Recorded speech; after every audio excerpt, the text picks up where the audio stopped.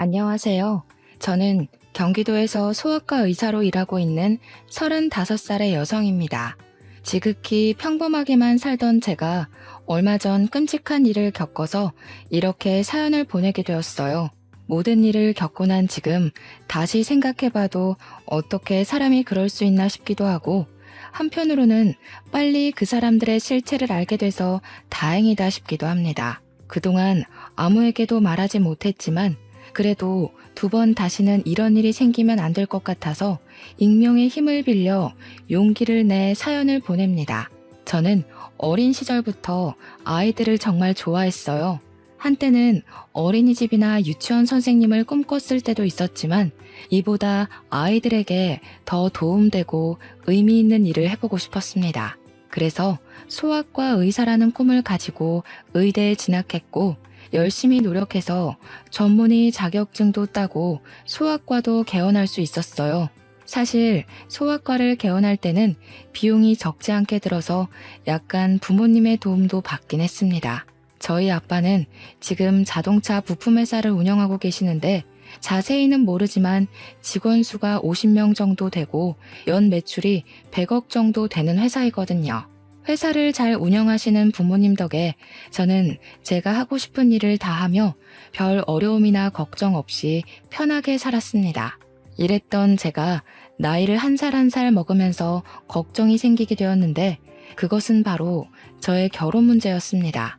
아이를 엄청나게 좋아했기에 결혼을 빨리 해서 저와 닮은 아이를 갖고 싶었으나 저는 어릴 때부터 공부만 해왔고 이성에 대해서는 큰 관심이 없었습니다. 그래서 남들은 다 하는 연애도 제대로 해본 적이 없었어요. 연애해야 결혼도 하고 아이도 갖고 할 텐데 연애도 해본 적이 없는 제가 무슨 수로 아이를 낳을 수 있겠습니까? 30살을 넘기면서 이대로는 안 되겠다 싶어 주변에서 결혼할 남자를 찾기 위해 백방으로 노력했어요. 그런데 연애와 공부는 다르더라고요. 공부는 제가 열심히 노력하면 얼마든지 되는 것이었는데 연애는 노력한다고 해서 되는 것이 아니었습니다. 남들은 어린 나이에 소아과 의사가 되어 개원한다고 부러워했지만 저는 정말 답답하고 결혼을 못하는 이 현실이 속상했어요. 그래서 결혼 정보 업체를 통해 제 짝을 찾아볼까도 했지만 조건만 보고 억지로 맺어진 인연은 싫었습니다. 그러던 어느 날이었어요. 소아과에 비타민과 같은 유아 영양제를 납품하는 제약회사가 있었는데 우리 병원을 담당하던 영업 직원이 새로 들어왔다고 인사를 왔습니다. 그런데 이 영업 직원이 저의 고등학교 동창 이도훈이었어요. 도훈이는 저를 한눈에 알아보고 너무 반가워하며 자신의 명함을 주었고 저도 반가운 마음에 제 명함을 건넸습니다. 도훈이는 학교 다닐 때부터 공부를 잘하더니 의사가 됐느냐고 하며 별일 없으면 오늘 저녁 퇴근 후 같이 밥이나 먹자고 했어요. 저도 별 약속이 없었고 그날은 야간 진료도 없어서 식당에서 보기로 했답니다. 그날 저녁 약속한 시각이 되어 만나기로 한 식당으로 나갔어요. 도훈이는 이미 식당에 와 있었고 제가 식당에 들어가자 아주 반갑게 맞아주었습니다. 고등학교 시절에는 그저 개구쟁이였는데 어른이 되고 어엿한 직장인이 된 도훈이는 참 늠름해 보였어요. 우리는 순수했던 고등학교 시절로 돌아가 그동안 살아온 이야기를 나누었습니다. 도훈이네 아버지는 작은 회사를 운영하고 계셨고 어머니는 보육원을 운영하고 계셨어요. 그리고 도훈이에게는 3살 많은 형이 있었는데 그 형은 지적장애 장애가 있었습니다. 대화하다가 문득 도훈이의 형이 생각나서 요새 어떻게 계시냐고 물었더니 좋은 짝을 만나 몇 년 전에 결혼했다고 하더라고요. 그날 우리는 밥과 술을 먹으며 급속도로 친해지고 그 뒤로도 종종 연락을 주고받았습니다. 주말에는 영화도 보고 같이 운동도 하며 자주 만나다 보니 우리는 서로에게 이성적인 호감이 생기기 시작했고 정식으로 연인이 되었어요. 그렇게 6개월 정도 만났는데 만나면 만날수록 도훈이는 참 좋은 사람이라는 생각이 들었습니다. 저의 이야기를 잘 들어주고 지난 6개월 동안 한 번도 욱하거나 화를 낸 적이 없었으며 어른들에게도 예의 바르게 행동했어요. 그런 모습을 보니 도훈이가 더 좋아지고 이런 사람과 결혼하고 싶다는 생각까지 하게 되었답니다. 도훈이 역시 저와 같은 생각이었는지 저와 결혼하고 싶다는 이야기를 종종 했고 서로의 마음을 확인한 우리는 결혼을 계획하고 각자의 집에 방문하기로 하였습니다. 먼저 이제는 저의 예비 남편이 된 도훈이가 우리 집에 인사를 드리러 왔어요.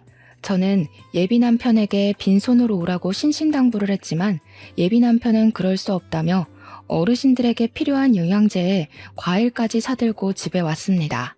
부모님은 너무 반가워하시며 제가 나이 먹고 결혼도 못할 줄 알았는데 이렇게 저와 결혼을 결심해줘서 고맙다며 아주 많이 반겨주셨어요.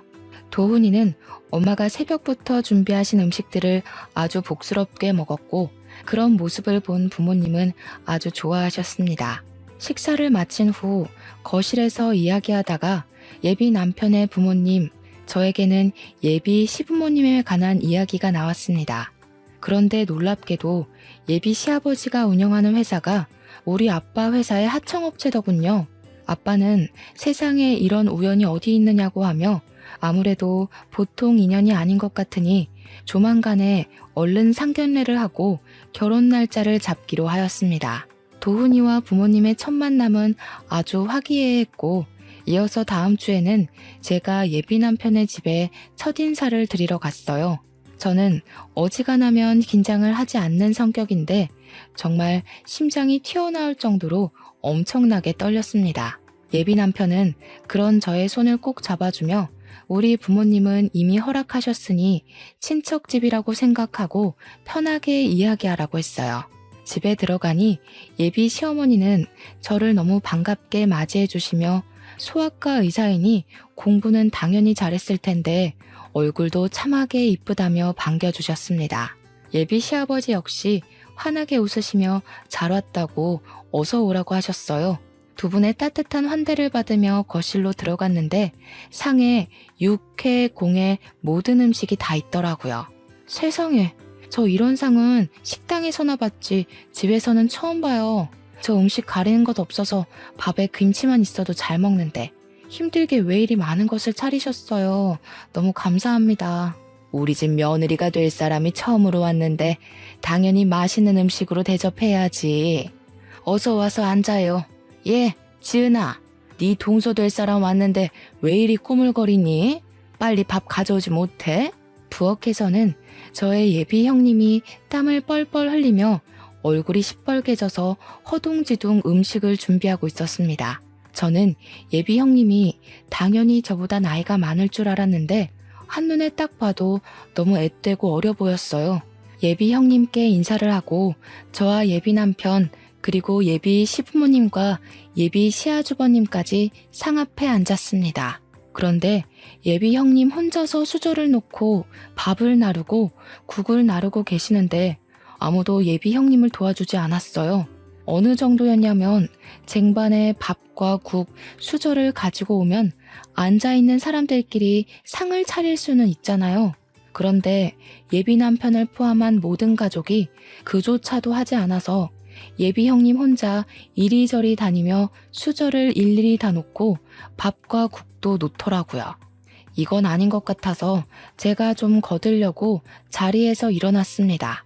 예비 시어머니가 그런 저에게 어디 가느냐고 하시길래 형님 혼자 바빠 보여서 일 좀 거들려고 한다고 했더니 어머니는 굳이 그럴 필요 없다며 오늘 처음으로 온 자리니 그냥 편하게 밥이나 먹고 가라고 하셨어요. 예비 형님은 혼자 너무 힘들어 보이는데 다들 형님을 거들떠보지도 않더라고요. 지금 이런 상황도 이해가 가지 않는데 더 황당한 것은 밥과 국이 다 차려지고 나서도 예비 형님은 자리에 앉지 않고 옆에서 가만히 서서 있었습니다. 형님도 같이 앉아서 식사해요. 저 때문에 음식 다 차리시느라 힘드셨을 텐데 같이 드셔야죠. 쟤는 원래 나중에 먹는단다. 신경 쓰지 말고 어서 먹어. 알겠지? 그리고 지은아, 국이 너무 짜잖니? 너는 살림을 얼마나 했는데 아직도 간 하나 제대로 못 맞추니? 하여튼 뭐 하나 제대로 할 줄 아는 게 없어요. 가서 물이나 떠와. 예비 시어머니는 저한테는 아주 상냥하고 나긋나긋하게 잘 대해주었지만 예비 형님한테는 너무 까칠하고 매섭게 이야기하셨습니다. 예비 형님은 그런 어머니의 말에도 원래부터 당연히 그래왔던 것처럼 억울한 표정 하나 없이 밥상 옆에 서 있었고, 다른 가족들도 그런 예비 형님을 아무도 신경 쓰지 않았어요. 예비 아주버님 역시 마찬가지였습니다. 자신의 부인이 이런 하대를 받고 있는데도 아무렇지 않게 생각하고 밥만 먹고 있더라고요. 이런 모습이 저는 너무 불편하고 이해가 되지 않았습니다. 편하지 않은 식사가 마쳐지고 부엌에 가보니 설거지할 그릇이 정말 많았고, 예비 형님은 그 앞에서 한숨을 쉬고 있었어요. 밥도 못 먹고 차리기만 한 형님이 안쓰러워서 주방에서 같이 설거지를 하려고 했습니다. 제가 고무장갑을 끼자 예비 시어머니는 네가 왜 고무장갑을 끼느냐고 하며 이런 일은 지은이 시키면 된다고 하셨어요.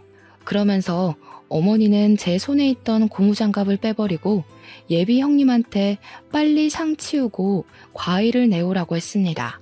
예비 형님 혼자 상을 다 치운다고 쟁반에 그릇들을 옮기는데 그 누구 하나 도와주지 않고 구경만 하고 있었어요. 이건 정말 아니다 싶어서 제가 조금씩 도우려고 하자 예비 시어머니도 남편도 아무것도 하지 말고 그저 앉아 있으라고 했습니다. 이렇게 예비 형님 혼자 모든 그릇을 다 치우니 이번에는 예비 시아버지가 빨리 과일 좀 내오라고 화를 버럭 내셨고, 예비 형님은 예비 시아버지의 호통에 과일을 깎기 시작했어요. 예비 형님 혼자 종종거리며 과일과 차를 내오고 혼자 부엌에 들어갔습니다. 저는 그런 예비 형님이 신경 쓰여서 마음 편히 있을 수가 없었어요. 저의 이런 속도 모르고 예비 남편은 그저 실실 웃으며 과일을 먹고 있었고, 예비 시아버지는 자신이 운영하는 회사와 우리 아빠가 운영하는 회사가 협력 관계라며 세상에 이런 우연이 어딨냐며 좋아하셨습니다. 예비 시어머니와 예비 아주버님도 아주 좋아했지만 이 순간에도 예비 형님은 마치 이 집의 가정부처럼 설거지하고 있었어요. 그래도 가족인데 혼자서 설거지를 다 하는 것이 너무 힘들 것 같아 다시 부엌으로 향했습니다. 아가야, 네가 왜 부엌으로 가니? 뭐 필요한 거 있니? 그게 아니라 형님 혼자 너무 힘드실 것 같아서 도우려고요. 아까 보니까 그릇이 엄청 많이 쌓였던데 아무래도 혼자서 하려면 너무 오래 걸릴 것 같아요. 형님과 이야기도 좀 나누고 싶고요. 그런 힘든 일은 제 혼자 해도 충분해. 너는 손님으로 온 것이니 제 신경 쓰지 말고 앉아서 과일이나 먹으렴. 그리고 무슨 형님이랑 대화하니? 우리끼리만 하면 되지. 지은아, 너도 빨리 설거지 마무리하고 좀 쉬어. 너 때문에 우리 새아가가 불편해하지 않니? 아유, 쟤는 눈치도 없고 생각도 없고 손도 느리고. 예비 시어머니는 제가 민망하게 느낄 정도로 예비 형님을 혼내셨습니다. 이렇게 예비 시어머니가 대놓고 무시를 하는데도 아무도 여기에 대해 토를 달지 않았고 이게 당연하다는 듯이 앉아서 과일을 마저 먹고 있었어요. 심지어 예비 형님의 남편까지도요. 이런 분위기가 정말 이해가 가지 않았고 너무 불편했습니다. 과일을 먹는 둥 마는 둥 하고 예비 시댁에서 나왔어요. 집으로 가는 길에 예비 남편에게 예비 형님에 관해서 물어보았습니다.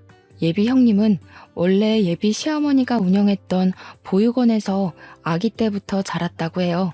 그러다가 만 18세가 되어 보육원을 퇴소하고 바로 형과 결혼을 해서 지금까지 시댁에서 같이 살며 집안일을 하고 있었습니다.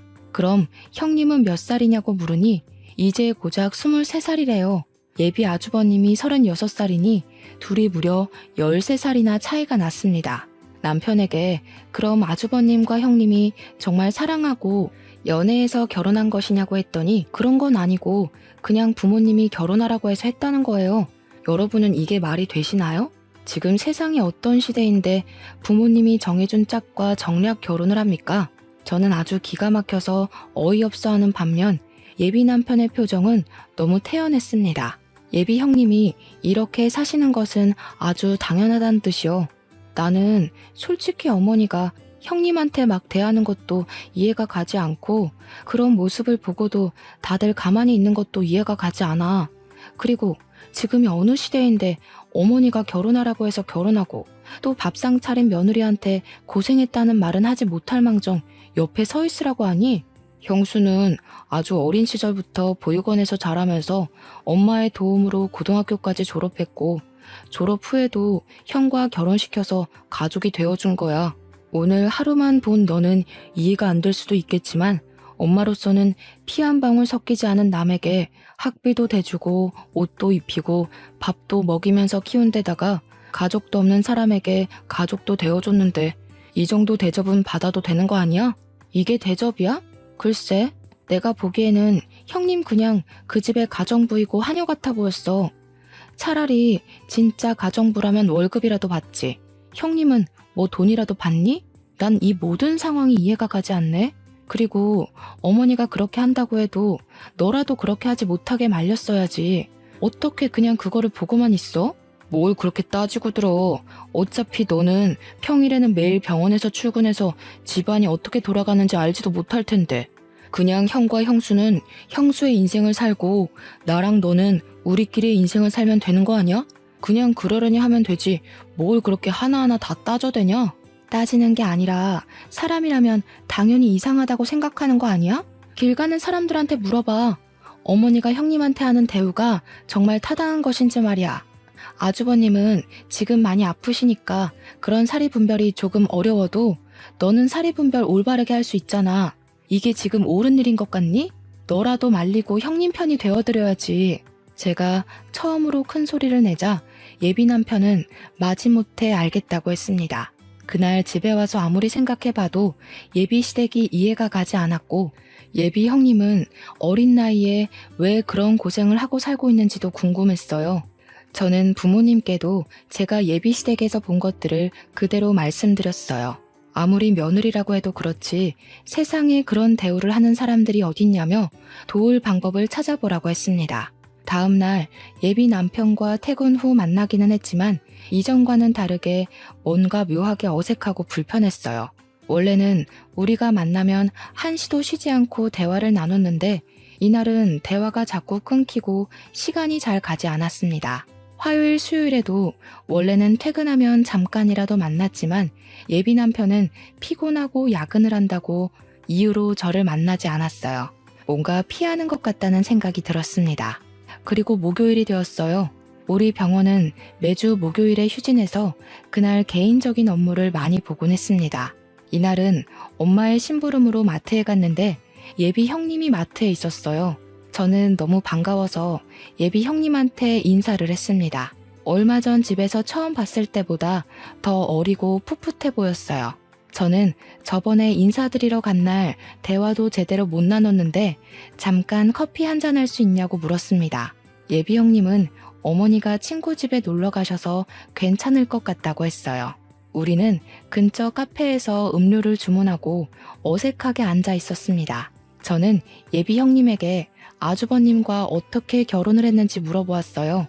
예비 형님은 저번에 예비 남편이 말한 대로 보육원에서 자라 어머니를 진짜 엄마로 생각하고 따랐다고 합니다.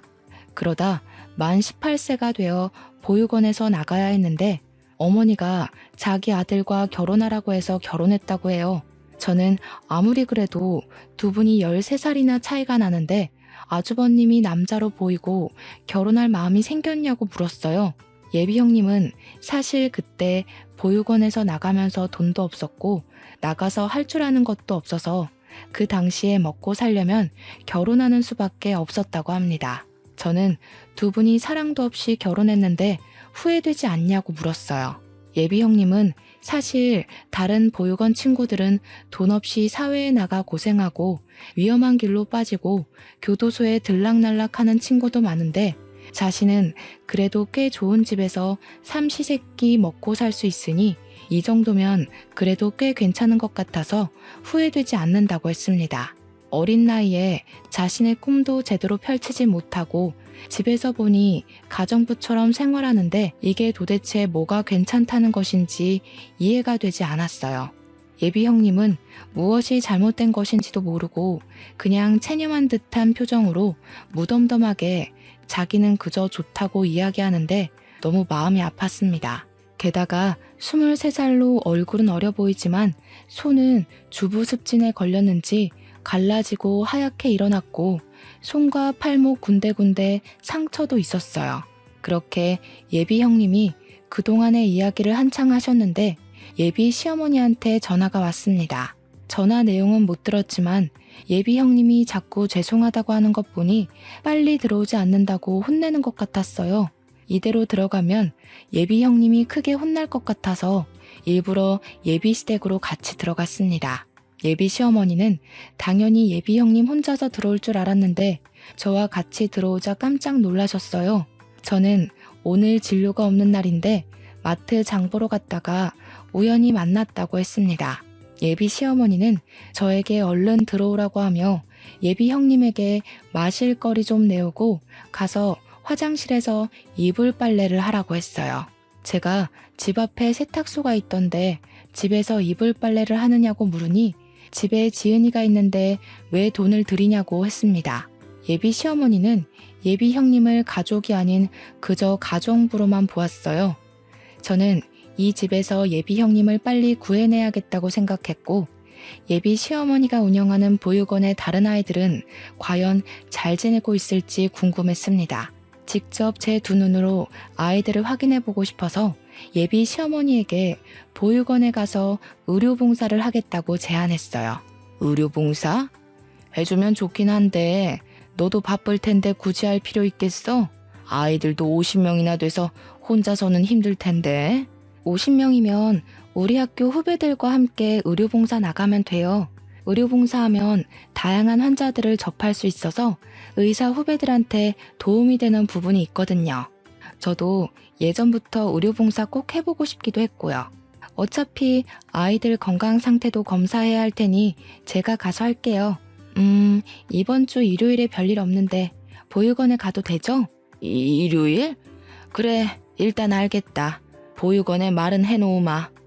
아, 그리고 어머니, 예비 형님이 보육원 출신이라고 들었어요. 그날 예비 형님과 같이 가고 싶은데 그래도 되죠? 지은이는 왜? 지은이는 집에서 일하는 아이다. 굳이 거기까지 같이 갈 필요가 있겠니? 같이 있어봤자 별 도움도 되지 않을 텐데. 아이들은 낯선 사람에 대한 경계가 상당하거든요. 그래서 저 혼자서 진료 보는 것보다는 같이 지냈던 사람이 함께 있으면 더 도움되고 좋을 것 같아요. 그날 예비 형님도 같이 갈 수 있게 허락해주세요. 예비 시어머니는 예비 형님도 같이 가게 해달라는 말에 매우 당황한 듯 보였지만 제가 거의 조르다시피 하여 허락을 받아냈습니다. 저는 일요일에 예비 시댁에 와서 식구들을 다 태우고 보육원에 가기로 했어요. 다 함께 봉사를 가기로 한 일요일이 되었습니다. 평소에 친하게 지내던 학교 후배들은 바로 보육원으로 출발했고 저는 예비 시댁으로 가서 예비 시어머니와 예비 남편 그리고 예비 형님과 다 같이 보육원으로 향했어요. 예비 남편과 저는 여전히 뭔가 어색했습니다. 보육원에 의사 후배들이 먼저 도착해 있었고 아이들은 운동장에 있었는데 20명 정도밖에 없어 보였어요. 저는 예비 시어머니에게 50명 정도 되는 아이들이 있다고 했는데 왜 이거밖에 없냐고 물었더니 지금 30명 정도는 날이 좋아 소풍을 갔다고 했습니다. 저와 의사 후배들은 바로 조를 짜고 20명의 아이를 분담해서 진료를 시작했어요. 예비 형님은 제 옆에서 아이들의 긴장을 풀어주는 역할을 했고 예비 시어머니와 예비 남편은 보육원 내의 사무실에 들어갔습니다. 진료를 시작했는데 제가 그동안 소아과에서 본 아이들과는 달리 표정이 모두 다 어두웠어요. 원래 아이들은 어른들과는 달라서 아프고 열이 나도 떠들고 장난치는데 보육원에 있는 모든 아이가 눈치 보는 것 같고 뭔가 겁에 질린 표정들이었습니다. 예비 형님이 일부러 아이들에게 말을 걸었지만 다들 저와 후배들을 경계하고 있는 것 같았어요. 묻는 말에 대답도 하지 않고 웃긴 하는데 억지 웃음이었습니다. 아이들의 표정도 상태도 이상했고 제가 분명히 오늘 의료봉사를 한다고 했는데 그 날짜에 맞춰서 절반이나 되는 아이들이 소풍을 갔다는 것도 이상했어요. 다행히 운동장에 있던 아이들은 크게 아픈 곳은 없어 보였습니다. 진료를 마치고 보육원을 둘러보다가 보육원 후문 쪽에 창고 같은 건물이 하나 있었어요. 그곳은 뭐 하는 곳인지 궁금해서 들어가려고 하니 문이 잠겨 있더라고요. 저는 다시 돌아오려다가 무슨 소리가 들리는 것 같아 그 앞에 귀를 대고 서 있으니 보육원 직원이 놀라서 쫓아왔습니다. 여기는 그냥 창고로 쓰이는 곳이고 직원들 외에는 들어갈 수 없으니 얼른 저쪽으로 가라고 했어요. 일단 가기는 갔는데 창고 안에서 분명히 사람 소리가 들렸는데 창고라고 하니 뭔가 수상했습니다. 미심쩍은 부분이 너무 많았고 아이들도 겉보기에는 괜찮아 보였지만 심리적으로는 매우 불안해 보였어요. 그래서 이 보육원에 대해 조금 더 알아봐야겠다는 생각이 들었습니다. 일단 그날은 진료를 마치고 예비 시어머니 몰래 예비 형님의 전화번호를 받아냈어요. 그리고 아무도 몰래 할 말이 있으니 시간 날 때 언제든 전화를 달라고 했습니다. 그날 예비 남편이 집까지 데려다 주는데 보육원에서 본 아이들의 표정이 너무 어둡고 나이에 맞지 않게 눈치를 많이 보는 느낌이었다고 이야기했어요. 예비 남편은 부모가 버린 아이들의 표정이 밝을 리가 있겠냐며 부모님 손잡고 소아과에 온 아이들과 여기에 있는 아이들이 당연히 다를 수밖에 없는 것이 아니냐고 했습니다. 그러면서 보육원 아이들은 부모한테도 버려진 아이들인데 왜 이리 예민하게 구냐고 했어요. 나는 소아과 의사이고 아이들의 상태를 체크해야 하는 사람이야. 그러니까 당연히 아이들이 전체적으로 분위기가 이상할 때는 의문점을 가질 수도 있는 거지. 안 그래? 그리고 그 아이들이 부모한테 버림을 받았어도 나는 이 아이들의 상태를 제대로 확인해야 할 의무가 있다고. 정말 대단한 의사 납셨네. 저번에는 형수한테 꽂혀서 그러더니 이제는 보육원 아이들이냐? 지금 우리가 그런 거 따질 시간이 있어? 도대체 우리 결혼 준비는 언제 해? 상견례도 하고 결혼식장도 예약하고 갈 길이 구만리라고. 솔직히 말해서 나 지금 너랑 결혼 진행하는 것이 너무 찜찜해. 뭔가 의심되는 구석도 많고 마음에 걸리는 부분도 많아. 우리 일단 생각할 시간을 일주일만 좀 갖자.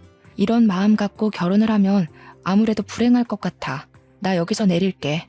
저는 예비 남편의 차에서 내려서 혼자 집으로 걸어갔습니다. 예비 시댁은 보면 볼수록 이해가 가지 않는 부분이 너무 많은데 예비 남편은 그런 저를 그저 예민한 사람으로만 취급했어요. 이대로는 결혼을 진행하기가 어려울 것 같아서 우리는 일주일 동안 생각할 시간을 갖기로 했습니다. 다음 날 오전 시간에는 환자가 많아 바쁘게 시간이 흘렀고 오후가 되자 조금 한가해졌어요. 잠깐 쉬고 있는데 모르는 번호로 전화가 와서 받아보니 예비 형님이었습니다. 지금 어머니가 잠깐 외출하셔서 전화했다길래 지금 당장 나가서 만나고 싶었지만 병원 진료 시간이라 안 되었고 혹시 저녁 때 시간이 되냐고 물었어요. 예비 형님은 저녁 때는 식사 준비하고 정리하고 하느라 바쁘고 아예 늦은 밤, 늦은 시간에 쓰레기 버리러 가는 척하며 잠깐 나갈 수 있는데 그때도 시간이 되냐고 했습니다. 저는 알겠다고 하고 밤늦게 집 앞에서 잠깐 보기로 했어요. 그날 밤 저는 차를 끌고 예비 시댁 앞으로 갔습니다. 시동을 끄고 기다리고 있는데 밤 10시쯤에 예비 형님이 쓰레기를 버리러 나왔어요. 저는 차에서 내려서 예비 형님에게 인사를 하고 일단 제 차로 데리고 갔습니다. 예비 형님에게 사실 어제 보육원에서 이상한 점이 많아서 그런데 보육원에서 어떻게 생활했는지 좀 알려달라고 했어요. 예비 형님은 보육원 생활에 말하기 꺼리는 것 같았습니다. 저는 예비 형님에게 어려운 이야기라는 것은 잘 알지만 그래도 어린 아이들에게 혹시라도 좋지 않은 부분이 있다면 고쳐야 하지 않겠냐며 설득했어요. 예비 형님은 어렵게 과거의 이야기를 꺼냈는데 내용이 정말 충격이었습니다. 예비 시어머니는 보육원의 원장으로 있으면서 아이들에게 제대로 된 음식을 제공한 적이 없었어요. 항상 오래된 음식과 썩기 직전의 음식만 제공하였고 그마저도 조금씩만 주어서 매일 배가 고팠다고 합니다. 그리고 자신이 기분이 좋지 않으면 아이들을 구박하고 학대하기도 했고 그러다가 아이들의 몸에 상처가 나도 치료하지도 않았어요. 어쩌다 한 번씩 의료봉사나 손님들이 오면 몸에 상처가 있거나 흉터가 있는 아이들은 지하의 강당에 가둬놓았다고 했습니다. 아마 어제도 아이들이 소풍을 갔다고 했지만 지하의 강당에 갇혀 있었을 것이라고 했어요. 그리고 누가 보육원에 방문하면 무조건 웃고 외부에서 온 사람들과 절대 말 섞지 말라고 교육했다고 합니다. 만약에 웃지 않고 사람들과 쓸데없는 말을 섞다가 들키면 그날 밤 어머니는 아이들을 아주 심하게 구박했대요. 왜 어제 이런 이야기를 제게 하지 않았어요? 어제 알았으면 제가 아이들을 찾아라도 봤을 텐데요. 사실 어머니가 저는 눈치가 빠르다고 하면서 많이 때리지도 않으셨고 예뻐해 주셨어요. 다른 보육원 친구들은 자립금을 얼마 주지도 않고 만 18세가 되어 거의 맨몸으로 쫓겨날 때 저는 이 집으로 시집와서 따뜻하게 삼시세끼 먹고는 있잖아요. 지금 다른 친구들은 길거리에서 생활하고 이미 교도소도 몇 번 들락날락하기도 했어요. 저 그 친구들처럼 이 집에서 내쫓길까봐 두려워요. 제가 본 것들 그냥 입 다물고 모른 척하고 있으면 이 집에서 오래 살 수 있는데 괜히 폭로하면 이 집에서 저 쫓겨난다고요. 그러니 언니 제발 제가 이 집에서 쫓겨나지 않게 그냥 이 모든 사실 모른 척 해주세요. 저 여기서 쫓겨나면 아무 데도 갈 곳이 없어요. 부모님도 없는 저는 세상에 혼자 버려진다고요. 예비 형님의 간절한 부탁에 저는 당장 어찌할 도리가 없었습니다. 저는 일단 예비 형님에게 피해가 가지 않도록 모른 척 하겠다고 하고 헤어졌어요. 그렇게 예비 형님과 헤어지고 집에 왔습니다. 혼자 침대에 누워있는데 보육원에서 겁에 질린 아이들이 떠올랐어요. 그리고 자신을 먹이고 입히고 키워줬다는 이유로 원치도 않은 결혼을 하고 그 집에서 자신의 꿈은 생각조차도 하지 못한 채 가정부처럼 사는 예비 형님을 그냥 둘 수는 없었습니다. 그냥 이대로 있으면 저 역시 범죄를 묵인하는 방관자에 지나지 않는다는 생각이 들었어요. 이를 어찌해야 하나 고민하다가 우연히 달력을 보니 조금 있으면 5월 5일 어린이날이더라고요.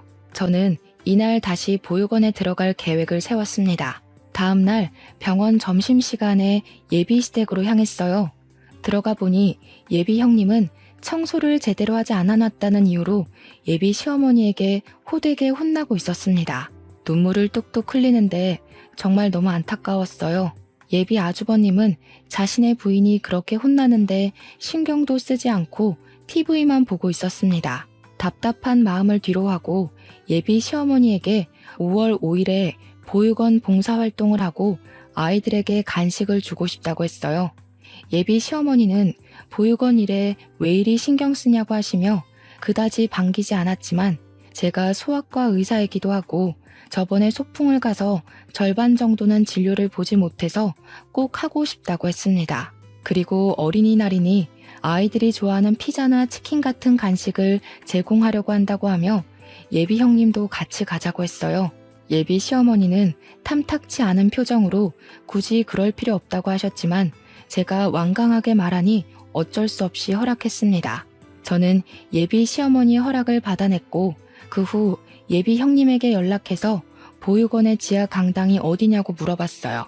그곳은 후문 쪽에 들어가는 입구가 따로 있었고 매일 잠가놓는데 사무실에 그 열쇠가 있다고 했습니다. 순간 저번에 후문에 있던 창고 문을 열려고 하니 보육원 직원이 깜짝 놀라 했던 것이 떠올랐고 직감적으로 거기가 바로 지하 강당일 것 같다는 생각이 들었어요. 제가 알게 된 모든 사실을 부모님께 말씀드리니 부모님은 세상에 어떻게 아이들을 데리고 그런 짓을 할 수 있냐며 이거는 절대 용서하면 안 될 행동이라고 분노하셨습니다. 그런 집안과 제 결혼은 당연히 안 되는 것이고 이들이 법의 심판을 받도록 해야겠다고 하시며 제게 평소에 친분이 있던 변호사 한 분을 소개해 주셨어요. 저는 변호사님께 내가 알고 있는 사실들에 관해서 이야기했고 변호사님은 최선을 다해 도와주겠다고 했습니다. 그리고 예비 형님은 자신의 의지와는 상관없이 보육원 원장인 어머니가 시켜서 지적 장애가 있는 아들과 결혼한 것인데 혹시 혼인 취소가 가능하냐고 물었어요. 어렵기는 하지만 그래도 상황을 보면 아주 힘들 것 같지는 않다며 한번 진행해 보자고 했습니다.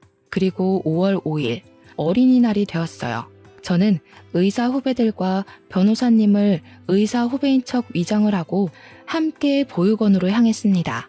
그날도 아이들은 운동장에 모여 있었는데 30명 정도밖에 없었어요.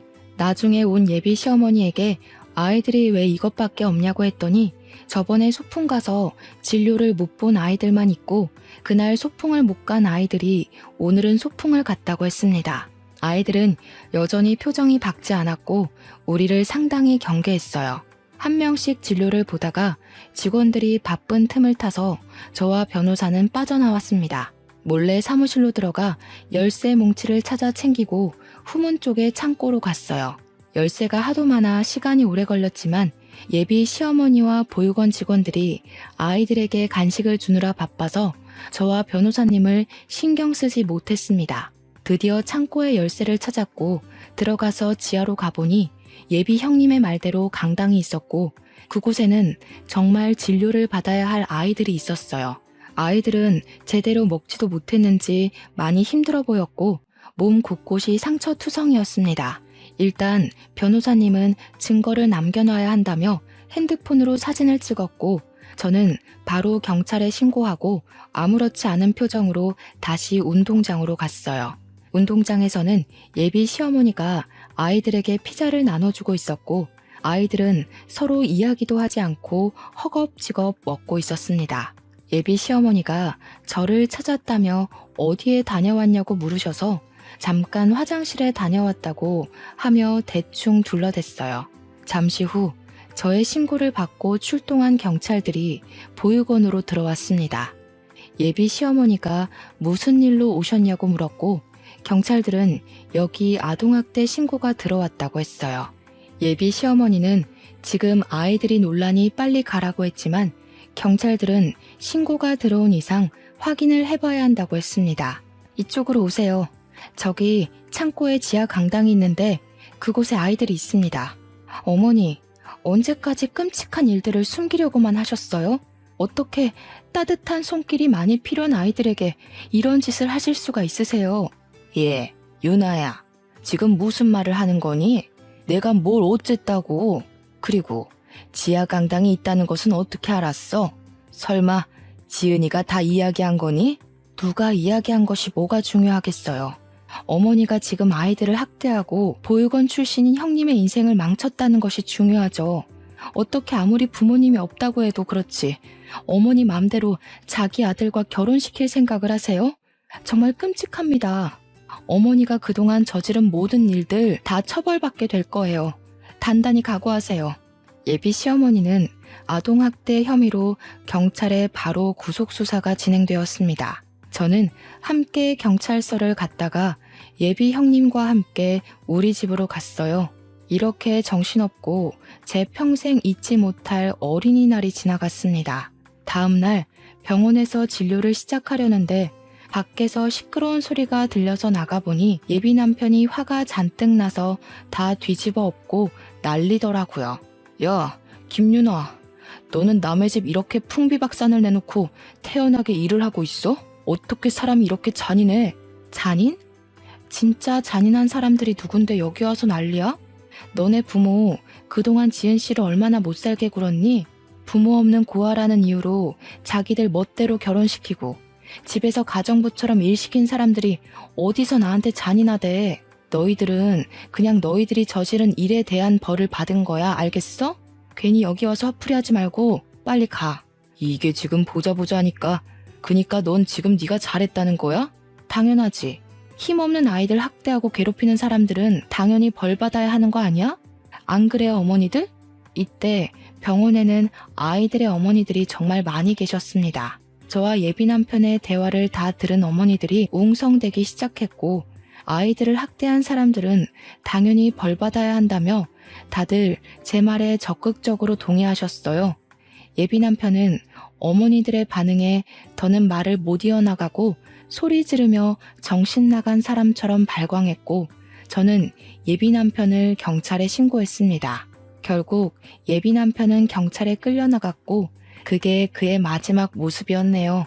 그 뒤 예비 형님, 아니 지은 씨는 우리 집에서 같이 생활했습니다. 우리 엄마가 해주신 음식을 먹고 저와 같은 방에서 살았는데 평생 혼자 살던 내게 친동생이 생긴 것 같아서 너무 좋았어요. 사실 옛날부터 자매끼리 같이 마시는 음식도 먹고 놀러 다니는 모습을 보면 너무 부러웠거든요. 저도 그런 동생이 생긴 것 같아서 같이 사는 게 즐겁답니다. 지은 씨는 우리 집에서 한 달 정도 쉬고 바로 혼인 취소 소송을 진행했어요. 전 예비 시어머니는 보육원에서 아동학대 혐의로 조사를 받느라 정신없고 지은 씨의 남편은 정신적으로 힘들어서 제대로 된 소송이 어려웠습니다. 그런데 도훈 씨 아버지가 지은 씨 남편의 후견인 자격으로 혼인 취소를 안 시키려고 하는 거예요. 이를 어찌해야 하나 싶어 아빠에게 말씀드렸더니 걱정하지 말라며 방법이 하나 있다고 하셨어요.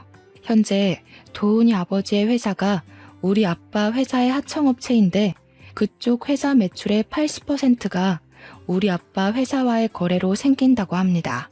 따라서 아빠 회사가 거래를 끊어버리면 도훈이 아버지의 회사는 운영이 어려운 상황이었어요. 이러한 점을 이야기하며 아빠는 도훈이의 아버지에게 혼인 취소해주지 않으면 모든 거래를 끊어버리겠다고 했습니다.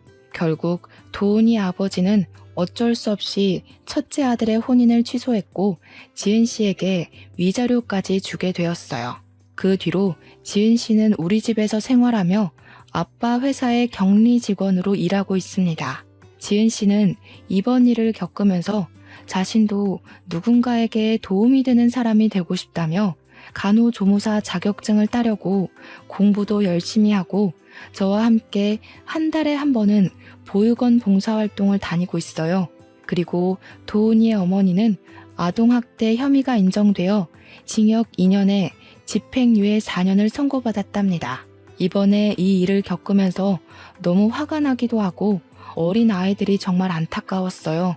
의지할 곳 하나 없는 어린아이들을 괴롭히고 이용하는 나쁜 사람들이 아직도 세상에 있다는 것이 정말 속상했습니다.